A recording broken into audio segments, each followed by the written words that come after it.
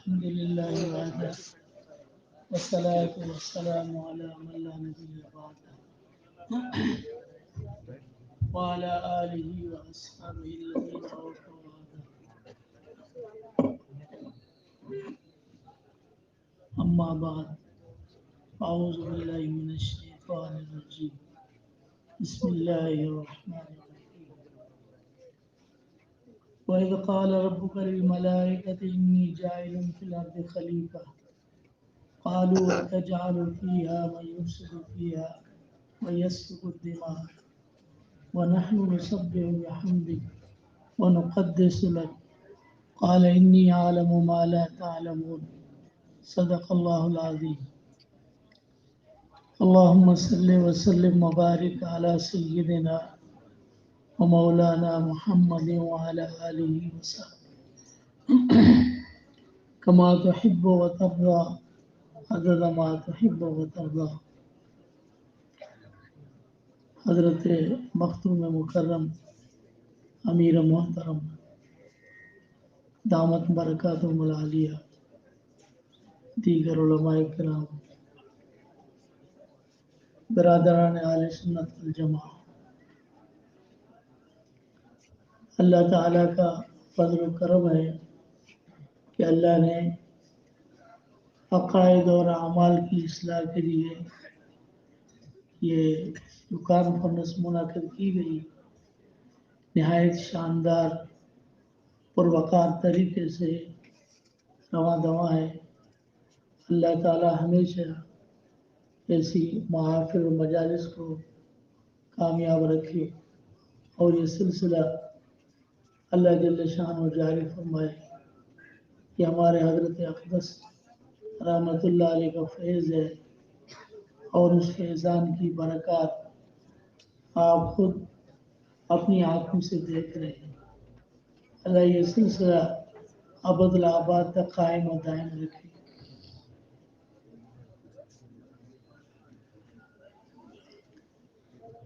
اللہ تعالیٰ نے روز اول سے روح زمین میں بسنے والے اہل عقول کی اصلاح کے لیے سلسلہ نبوت جاری فرمایا۔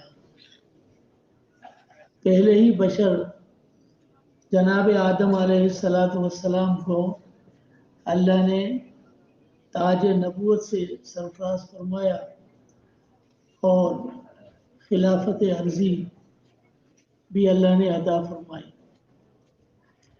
خلافت عرضی کے مقاصد وہ کیا ہوتے ہیں؟ نبوت کے مقاصد کیا ہوتے ہیں؟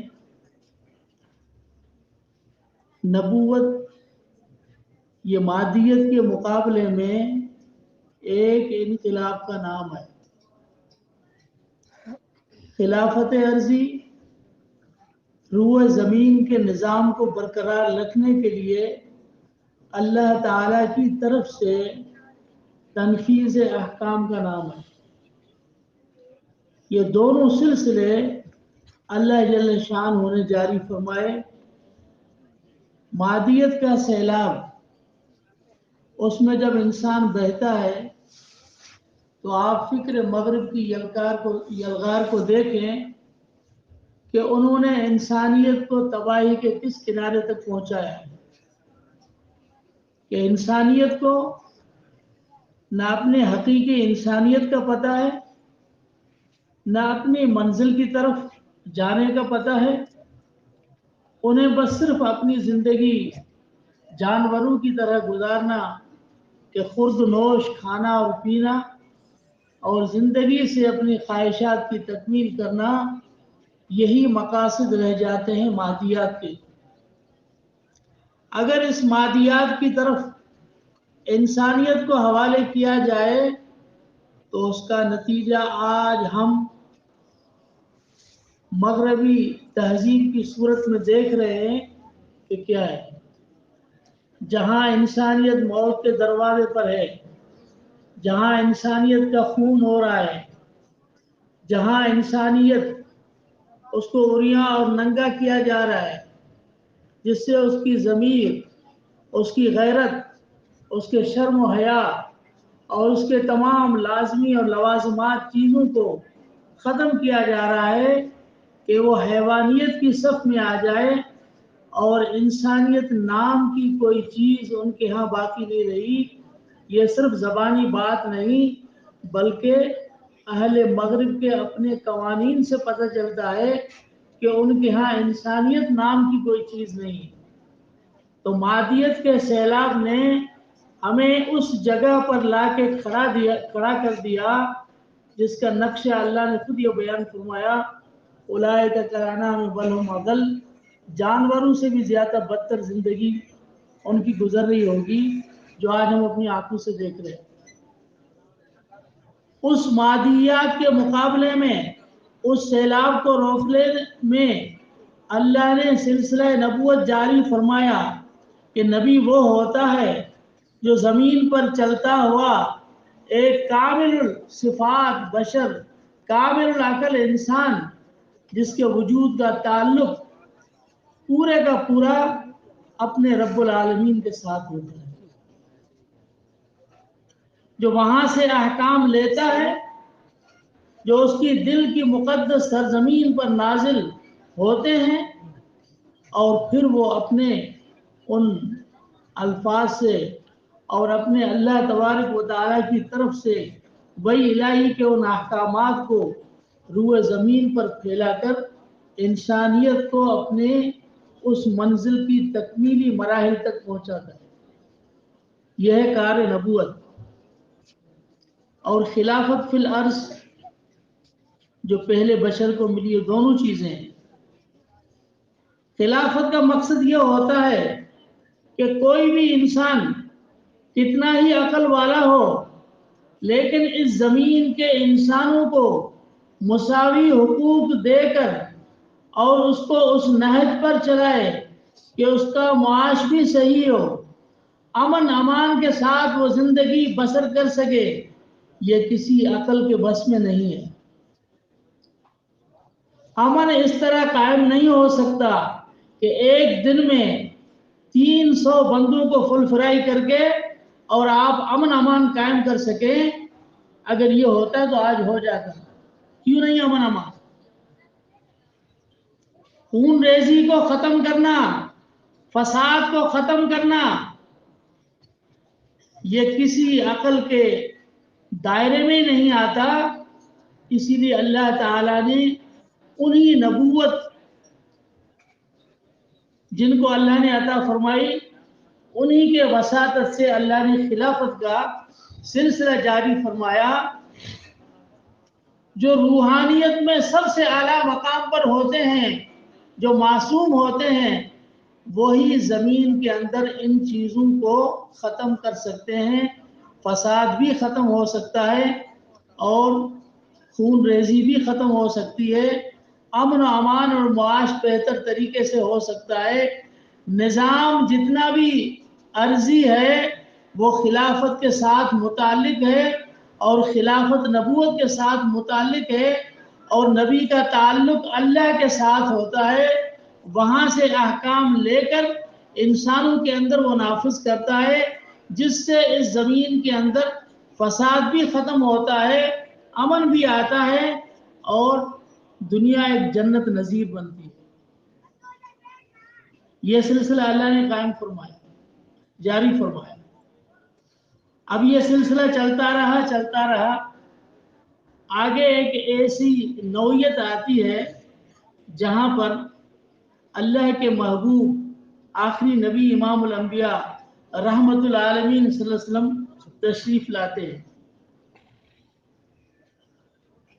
اب جناب رسول اللہ صلی اللہ علیہ وسلم کی آمد، حضور کا آخر میں آنا، یہ اللہ تعالیٰ کی تقویلیات ہے۔ اللہ کی مرضی تھی کہ آخری نبی کو کب بھی بھیج سکتے تھے، اللہ نے سب سے آخر میں بھیجا۔ ہمارا عقیدہ ہے، حضرت نانوتوی رحم اللہ نے لکھا ہے کہ حضور اگر اول میں آتے، حضور اگر درمیان میں آتے، حضور نبوت کے سلسلے کے کسی بھی حصے میں آتے، تب بھی حضور ہی خاتم النبیین ہوتے۔ ختم نبوت کی معنی ہے انوارات و کمالات کی جامعیت جب جناب رسول اللہ صلی اللہ علیہ وسلم کی ذات میں تھی تو جس دور میں بھی آتے تو حضور خاتم النبی، اللہ کے تکوینی نظام میں حضور آخر میں آئے، خاتم النبیین سب سے آخر میں آئے۔ اب وہاں پر سلسلہ یہ ہوا کہ وہاں پر اس نظام اور خلافت عرضی کو چلانے کے لیے سلسلہ نبوت ختم ہوا۔ اب سلسلہ نبوت کے اندر جو امانت خلاف عرضی تھی اس کو اس امت کے افضل بشر میں منتقل کرنا تھا، اس کو منتقل کرنا تھا خلافت عرضی کو۔ اب خلافت عرضی وہ منتقل ہو، وہ کیسے ہو؟ ہاں، یہ تو آسان کام ہے کہ اگر ایک مسجد میں کوئی امام نماز پڑھاتا ہے اور یہ امام کمزور ہو جائے، اس کو دو بندے ایک اس طرف لے کر آ کے کھڑا کرتے اور آگے لے آتے ہیں نماز میں، تو انہی میں سے ایک کو پکڑ کر امام صاحب کہیں کہ آپ نماز پڑھا۔ یہ کون سا مشکل کام؟ جب جناب رسول اللہ صلی اللہ علیہ وسلم مرض الوصال میں ہیں تو حضور کو حجرہ مبارک سے لے آنے والے محراب و منبر تک ایک طرف حضرت عباس ہے اور ایک طرف شیر خدا علی المرتضیٰ ہے۔ تو جب قریب پہنچتے ہیں تو آپ حضرت علی رضی اللہ عنہ فرماتے آپ نماز پڑھا۔ ہاں، لیکن پہلے حکمن امامت کا حکم کرتے ہیں کہ مرو ابا بکر فلیصلی بالناس۔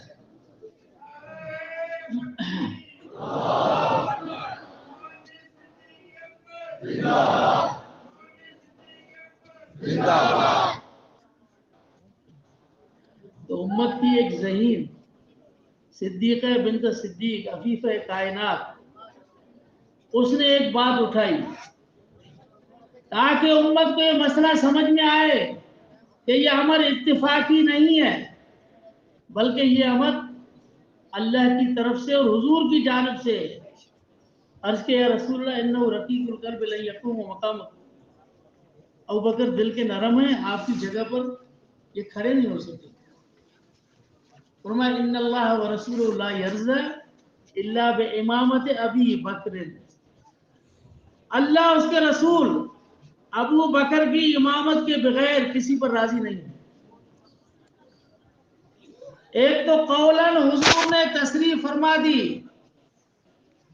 کہ میرے بعد میری جگہ پر کھڑے ہونے والے صدیق اکبر ہے، اور پھر اس کے بعد آپ جب صحت تھوڑی اپنی پائی تو حضرت عباس اور دوسرے صحابی کو لے کر پہنچے وہاں، اور وہاں پر آپ کھڑے ہو کر اشارہ کر کے صدیق اکبر کو کھڑا کر کے اور صدیق اکبر رضی اللہ تعالیٰ عنہ کی امامت پر فعلاً بھی مہر ثبت کر دی۔ سبحان اللہ۔ پہلے قولاً پھر فعلاً۔ ہاں، تو اس لیے ہم کہتے ہیں کہ یہ محراب و منبر، اس کی تقدیس کو سمجھو اور اس کی عظمت کو سمجھو۔ یہ محراب و منبر وہ ہیں جہاں سے جناب رسول اللہ صلی اللہ علیہ وسلم کی نبوت کے بعد خلافت کے سلسلے کی ابتدا ہوتی ہے۔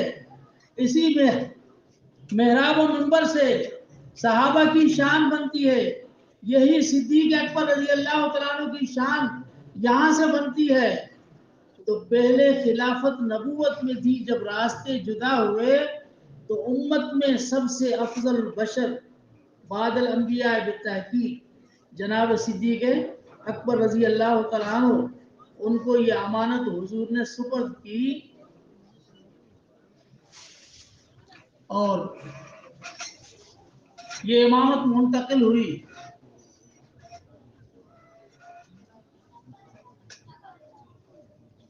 اب صدیق اکبر رضی اللہ تعالیٰ عنہ کی طرف جب یہ خلافت منتقل ہوئی تو جناب صدیق اکبر رضی اللہ تعالیٰ عنہ خلیفۃ الرسول بلا فصل بنے۔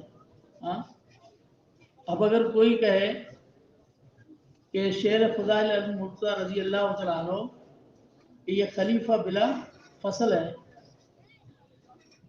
وہی فصل وصل کس کو کہتے ہیں؟ وصل کہتے ہیں جو ساتھ ہو، فصل کہتے ہیں جو جدائی کے ساتھ بیٹھا ہو.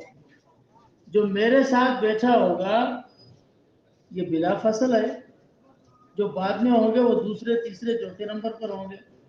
اب یہ ایک تکوینی چیز ہے، اس پر کوئی اعتراض تو ہے نہیں ہوئے تو نہیں ہوئے. اگر شیر خدا المطاع رضی اللہ تعالیٰ عنہ خلیفہ اول ہوتے تو بے شک خلیفہ بلا فصل ہوتے. بلا فصل اس کو کہتے ہیں کہ حضور کی نبوت اور صدیق اور دوسرے خلیفے کی خلافت جس میں کوئی بھی فاصلہ نہیں ہے تو حضرت صدیق اکبر رضی اللہ تعالیٰ عنہ. جب تین کی خلافت کا درمیان میں فاصلہ آیا تو وہ بلا فصل بنے ہی نہیں، تو اس کو بلا فصل کیسے کر سکتے ہیں؟ یہ تو ایک مکانی چیز ہے، زمانی چیز ہے کہ زمانے کے ساتھ فاصلہ ہو گیا تو فاصلہ ہونے کے بعد بلا فصل کا مقصد کیا ہوتا ہے؟ یہ تو بنتا ہی نہیں، وہ تو بلا فصل ہو گیا. اب تکوینی چیزوں پہ کون اعتراض کر سکتا ہے؟ بعض چیزیں ایسی ہوتی ہیں کہ تکوینی ہوتی ہے، اللہ کی طرف سے ہوتی ہے. اب جیسے ہم مراتب کے اندر کہتے ہیں کہ جناب رسول اللہ صلی اللہ علیہ وسلم کے بعد سب سے پہلا مرتبہ صدیق اکبر رضی اللہ تعالیٰ عنہ کا ہے، اس کے بعد حضرت فاروق اعظم کا، اس کے بعد حضرت عثمان ذو النورین کا، اس کے بعد حضرت علی المرتضی رضی اللہ تعالیٰ عنہ کا. یہ ہے. تو صحابہ کرام فرماتے ہیں کہ ایک مرتبہ ایسا واقعہ آیا کہ آپ صلی اللہ علیہ وسلم کئی مجمع میں نظر نہیں آئے. تو صحابہ جو عشاق دیوانے پروانے تھے انہوں نے کہا دیکھیں حضور کہاں تشریف رکھتے ہیں. تو حضرت ابو ہریرہ رضی اللہ تعالیٰ عنہ فرماتے ہیں میں تلاش کرتے کرتے ایک باغ میں پہنچا، وہاں آپ تشریف رکھتے تھے. تو وہاں آ کے میں بیٹھا تو میں نے دل میں خیال کیا کہ آج میں حضور کا دربان بنوں گا. آپ صلی اللہ علیہ وسلم کنویں مبارک پر کنویں پہ تشریف رکھتے تھے. تو آپ وہاں اپنے پاؤں کو لٹکا کے اور کنویں پر بیٹھے تھے. تو سب سے پہلے جو آئے تو میں نے عرض کیا رسول اللہ ابو بکر آئے اور اجازت مانگ رہے ہیں. تو حضور نے فرمایا اذن لہو و بشرہ بالجنہ، اس کو اجازت دو اور اسے جنت کی بشارت. تو صدیق اکبر رضی اللہ عنہ آ کے آپ صلی اللہ علیہ وسلم کے پہلو میں بیٹھے برابر. اب جیسے کنواں جو ہے وہ دائرہ ہوتا ہے، پورا گول ہوتا ہے، تو دائرے میں جب صدیق اکبر رضی اللہ عنہ ساتھ آ کے بیٹھے ہیں تو آپ تھوڑے سے اس طرف ہو گئے دائرے کے لحاظ سے، تھوڑے آگے ہو گئے. اس کے بعد دوسرے آئے تو میں نے عرض کیا رسول اللہ یہ حضرت عمر آئے ہیں اور اجازت مانگ رہے ہیں. فرمایا اذن لہو و بشرہ بالجنہ، اسے جنت کی بشارت دو. تو پھر حضرت عمر رضی اللہ تعالیٰ عنہ آئے اور فاروق اعظم رضی اللہ تعالیٰ عنہ حضرت صدیق اکبر کے پہلو میں بیٹھے. تو وہ چونکہ دائرہ تھا تو وہ اور ذرا نیچے ہو گئے. اس کے بعد تیسرے صحابی آئے، میں نے عرض کیا رسول اللہ حضرت عثمان آئے اور اجازت مانگ رہے ہیں. فرمایا اذن لہو و بشرہ بالجنۃ علی بلوى یصیب، سے اجازت دو اور جنت کی بشارت دو ان مصائب پر جو ان پر آئے. تو پھر حضرت عثمان رضی اللہ عنہ جب آئے تو اس طرف تو جگہ تھی نہیں، تو مقابل میں آ کے بیٹھ کے سامنے.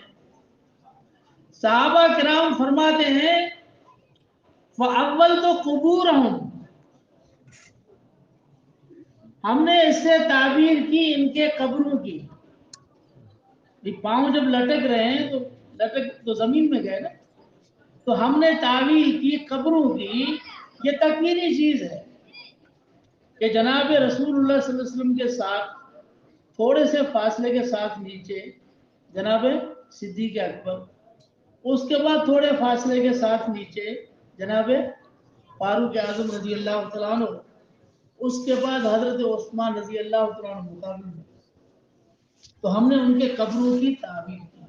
ہاں اب یہ بعض چیزیں تکوینی چیزیں ایسی تکوینی ہوتی ہیں کہ انسان دنگ اور حیران رہ جاتا ہے. اب جناب رسول اللہ صلی اللہ علیہ وسلم کے وصال کے بعد حضور کے سب سے قریب کون ہے؟ حضرت ابوبکر رضی وہ اللہ اول نمبر سبحان بلا اللہ. فصل ہے، وہ تو اب بھی بلا فصل ہے. اور دوسرے نمبر میں کون ہے؟ حضرت عمر قربت میں حضرت عمر رضی اللہ عنہ دوسرے نمبر پہ، اور پھر سامنے حضرت عثمان رضی اللہ تعالیٰ عنہ وہ تیسرے نمبر پہ ہیں، اور اس کے بعد حضرت علی رضی اللہ تعالیٰ عنہ وہ اتنے دور ہے، وہ چوتھے نمبر پر ہیں. اب یہ مراتب یہ قبریں تو اللہ کی طرف سے بنی ہے نا، لیکن زندگی میں صحابہ فرماتے ہیں کہ ہم نے ان کی تعبیر یہی کی. تو بعض چیزیں ایسی تکوینیں ہوتی ہیں کہ انسان حیران رہ جاتا ہے. حضور فرماتے ہیں خیر القرون قرنی، سب سے بہتر زمانہ میرا زمانہ ہے. ہاں اب قرنی میں 4 حروف ہے نا، صدیق کے آخر میں قاف، عمر کے آخر میں را، عثمان کے آخر میں نون، علی کے آخر میں یا. ان کو ملاؤ تو قرنی بن جاتا ہے. ان چاروں کو ملاؤ تو قرنی بن جاتا ہے. بھئی یہ تو حضور نے فرمایا ہے نا. اب ناموں کی تعبیر اور ترتیب یہ سب تکوینی چیزیں اللہ تعالیٰ کی طرف سے ہوتی ہیں. تو بعض چیزیں ایسی تکوین ہوتی ہیں کہ اگر کسی باپ کسی انسان کے 4 بیٹے ہوئے، آپ ساری قوم آپس میں مشورہ کر کے بیٹھو اور پھر کہو کہ اب جو تیسرے نمبر والا ہے اس کو ہم پہلے نمبر کرتے ہیں، تو ہو سکتا ہے؟ پہلے نمبر والا وہی ہے جو پہلے پیدا ہوا ہے، وہ بڑا ہے، وہ دوسرے نمبر والا ہے، تیسرے نمبر والا ہے. اب یہ اللہ تعالیٰ کی طرف سے ایسی چیزیں ہیں، فطری ایسی چیزیں ہیں جس کو انسان ختم نہیں کر سکتا. تو یہ بھی فطری اور روز اول سے جیسے اللہ تعالیٰ کا نظام آ رہا ہے، اسی طرح سے اللہ تعالیٰ نے یہ مراتب اور سلسلے رکھے ہیں. حضرت مجد الفسانی رحمت اللہ علیہ وہ فرماتے ہیں کہ جیسے حدیث میں آتا ہے، حضور نے فرمایا لو کان بعدی نبی لکان عمر، اگر میرے بعد کوئی نبی ہوتا تو عمر ہوتا. اب بعض جو ہے ان احادیث کو کہے کہ جی حضور کے بعد تو مقام تو حضرت عمر رضی اللہ تعالیٰ عنہ کا ہے. کیوں؟ جناب رسول اللہ صلی اللہ علیہ وسلم سے پہلے بھی وہی انتباہی تھی، حضور کے بعد بھی اگر نبوت ہوتی تو وہی انتباہی کا سلسلہ ہوتا، سینے میں چھپ جانا. ہاں تو سینے میں وہی کا چھپ جانا. بعض ایسے ہوتے ہیں کہ کبھی مجلس میں آپ نے دیکھا ہوگا کہ بعض شخص ایسے ہوتے ہیں جو مجلس میں ذہن میں کوئی بات سوچتے ہیں، سوچیں گے آپ اور میرے ذہن میں منتقل ہو جاتی ہے، بیان نہیں کرتا ہوں. آپ نے تجربہ کیا ہوگا، 12 ہم نے تجربہ کیا ہے. یہ انسان کی ذہن کی قوت کا کمال ہوتا ہے. اسی طرح سے بعض کے سینے اتنے صاف ہوتے ہیں، جس طرح جناب فاروق اعظم رضی اللہ تعالیٰ عنہ کا سینہ، اس کی مناسبت عالم بالا سے اتنی تھی کہ وہی انتباہی کی اس میں صلاحیت تھی. آسمانوں سے وہی آ رہی ہے، جناب فاروق اعظم کے سینے میں وہ چھپ گئی. سبحان اللہ. وہی انتباہی تھی. جس طرح جناب عیسیٰ علیہ السلام کی طرف وہی انتباہی تھی، وہ چھپ گئی. تو حضور نے فرمایا لو کان بعدی نبی لکان عمر، لیکن صدیق اکبر کی شان سب سے زیادہ ہے. ہاں اس لیے کہ فاروق اعظم کے سینے پر جب وہ واردات ہوئی اور وہ وحی الہی کا انتباہ ہوا تو آپ نے فوراً اس کو بیان کر دیا. لیکن جس کے سینے میں ساری زندگی وہ علامات آتے رہے اور کبھی بیان نہیں کیا، کمال ضبط تو اس کا ہے، اس کے لیے مقام صدیق اکبر کا ہے. سبحان اللہ. زندہ باد. زندہ باد. جس طرح مقامات ولایت ہوتے ہیں، میں ابھی بیان کو لمبا نہیں کرتا، بس ایک بات، مقامات ولایت ہوتے ہیں. مولا الیاس رحمۃ اللہ علیہ، انہوں نے حضرت مدنی رحمۃ اللہ علیہ کے بارے میں فرمایا کہ جس بحر وحدت سے ایک قطرہ پیا جاتا ہے، حضرت مدنی رحمۃ اللہ علیہ اس کے 7 سمندر طے کر چکے ہیں، اور مجال ہے کہ ساغر چھلک جائے. تو ضبط سب سے بڑا کمال ہوتا ہے، اس کو ضبط کرنا.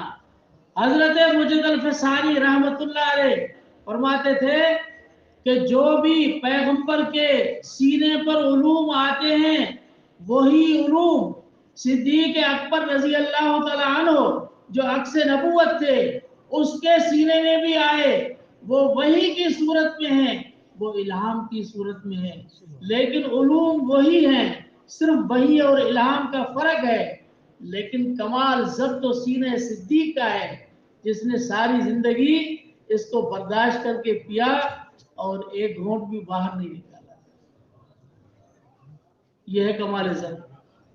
اس لیے حضور فرماتے ہیں ما القى الله في صدري القيته في صدر ابي بکر، ما صب الله في صدري صببته في صدر ابي بکر.